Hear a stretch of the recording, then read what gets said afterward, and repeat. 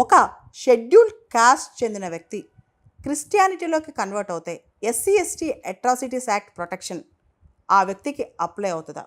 ఆ రక్షణ అతనికి వస్తుందా? భారతదేశంలో కాస్ట్, మన దేశంలో కాస్ట్ సిస్టమ్ ఉంది. దానిలో రకరకాల కాస్ట్లు ఉన్నాయి. ఏ కాస్ట్ వాళ్ళైనా ఏ రిలీజియన్కైనా కన్వర్ట్ అవ్వచ్చు. ఫ్రీడమ్ ఆఫ్ రిలీజన్, మనది సెక్యులర్ కంట్రీ అనమాట. ఇక్కడ ఏపీకి సంబంధించిన ఒక కేసు అక్కల రామరెడ్డి వర్సెస్ స్టేట్ ఆఫ్ ఆంధ్రప్రదేశ్లో ఆంధ్రప్రదేశ్ హైకోర్టు నిన్న ఒక పాత్ బ్రేకింగ్ జడ్జిమెంట్ ఇచ్చింది. అదే ఒకవేళ కనుక ఒక ఎస్సీ కేటగిరీ చెందిన వ్యక్తి క్రిస్టియానిటీలో కన్వర్ట్ అవుతే అతనికి ఎస్సీ ఎస్టీ అట్రాసిటీస్ యాక్ట్ యొక్క ప్రొటెక్షన్ అప్లై అవ్వదు. అతని పైన ఎవరైనా క్యాస్టిస్ట్ రిమార్క్స్ చేసినా లేదా క్యాస్టిస్ట్ లాంగ్వేజ్ వాడినా, అతని పైన ఎవరైనా అసాల్ట్ అంటే క్యాస్ట్ బేస్డ్ అసాల్ట్స్ చేసినా ఎస్సీ ఎస్టీ యాక్ట్ కింద మాత్రం అతనికి ప్రొటెక్షన్ రాదని చెప్పింది. క్రిస్టియానిటీలో కాస్ట్ సిస్టమ్ లేదు కాబట్టి నువ్వు ఎలా ఆ క్యాస్ట్ని క్లెయిమ్ చేస్తున్నావు, ఎలా ఆ యాక్ట్ని క్లెయిమ్ చేస్తున్నావు అని చెప్పి హైకోర్టు క్వశ్చన్ చేస్తుందన్నమాట.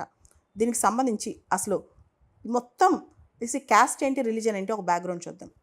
భారతదేశంలో చాలా వేల కులాలు ఉన్నాయి. ఆ కులాల్లో ఎవరైనా ఏ మతంలోకైనా కన్వర్ట్ అవ్వచ్చు. వాలంటరీ కన్వర్షన్స్ అనేవి మన భారతదేశంలో చాలా కామన్, మత మార్పిడి అనేది. అయితే ఇక్కడ క్వశ్చన్, మత మార్పిడి చేసుకున్న తర్వాత మన పాత క్యాస్ట్, ఇంతకుముందున్న క్యాస్ట్ క్యారీ అవుతుందా? ఏపీలో కనుక గమనిస్తే కనుక మనం ఎస్సీగా ఉండి మతం మార్పిడి చేసుకుంటే బీసీసీ కేటగిరీ, ఎస్సీ కానీ ఏ కేటగిరీ నుంచి అయినా క్రిస్టియానిటీలోకి వస్తే బీసీసీ కేటగిరీ అప్లై అవుతుంది అనమాట. ఇది పక్కన పెడితే ఒకసారి మన క్రిస్టియానిటీలో కన్వర్ట్ అయిన తర్వాత SC ST atrocities act attract అవుతుంది అంటే అవ్వదు. ఎవరైనా సరే ఒక బేసికల్గా ఎస్సీ వ్యక్తి, ఇక్కడ ఒక కేసులో ఒక వ్యక్తి అనమాట, ఆయన క్రిస్టియానిటీలో కన్వర్ట్ అయ్యారు, తర్వాత పాస్టర్ అయ్యారు. పాస్టర్ అయిన తర్వాత ఆయన చాలా కేసులు ఫైల్ చేశారు. ఎస్సీ ఎస్టీ అట్రాసిటీస్ యాక్ట్కి సంబంధించి చాలామంది ఆయన్ని క్యాస్టిస్ట్ రిమార్క్స్ చేస్తున్నారని, క్యాస్టిస్ట్ లాంగ్వేజ్ వాడుతున్నారని, అసాల్ట్ చేస్తున్నారని, ఇలా రకరకాల కేసులు ఎస్సీ ఎస్టీ అట్రాసిటీస్ యాక్ట్ కింద పెట్టారు. ఎస్సీ ఎస్టీ అట్రాసిటీస్ యాక్ట్ 1989 అనేది చాలా పవర్ఫుల్ యాక్ట్ అనమాట. ఈ యాక్ట్లో చాలా అఫెన్సెస్ నాన్ బెయిలబుల్ అఫెన్సెస్, అంటే బెయిల్ రావడం కూడా చాలా కష్టం అనమాట. క్యాస్ట్ నేమ్తో తిట్టినా లేదా క్యాస్టిస్ట్ డిస్క్రిమినేషన్ చేసినా లేకపోతే దానికి సంబంధించి ఎటువంటి వివక్ష చూపించినా, కుల వివక్ష చూపిస్తే యాక్ట్ వస్తుంది అనమాట. యాక్ట్ చాలా పవర్ఫుల్ యాక్ట్. ఇండియాలోనే ఎస్సీ ఎస్టీ అట్రాసిటీస్ యాక్ట్ అంటే ఆర్టికల్ 17 మనకు తెలిసి అబాలిషన్ ఆఫ్ అన్టచబిలిటీ, దాన్ని బేస్ చేసుకుని వచ్చిన యాక్ట్ అనమాట. ఇది యాక్ట్ చాలా చాలా పవర్ఫుల్ యాక్ట్. అయితే ఇక్కడ క్వశ్చన్ ఏంటంటే, ఒక్కసారి క్రిస్టియానిటీలో కన్వర్ట్ అయిన తర్వాత క్రిస్టియానిటీ క్యాస్ట్ లేదు కాబట్టి ఈ ప్రొటెక్టివ్ లెజిస్లేషన్ అనేది నీకు అప్లై కాదని చెప్పి హైకోర్టు చెప్పిందనమాట.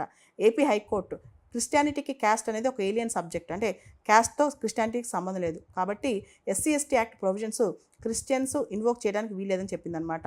ఇక్కడ హైకోర్టు జస్టిస్ హర్నాథ్ ఎన్ ఒక స్టేట్మెంట్ ఇచ్చారనమాట. Only A person belonging to scheduled caste and scheduled tribe can invoke the provisions of SC ST atrocities act. The second respondent had voluntarily converted to Christianity and was admittedly working as a pastor in a church for the last 10 years as on date of the incident. Thus, the second respondent, that is a pastor, cannot be permitted to invoke the provisions of the protective legislation అని చెప్పి court April 30వ తారీఖున judgement ఇచ్చిందనమాట.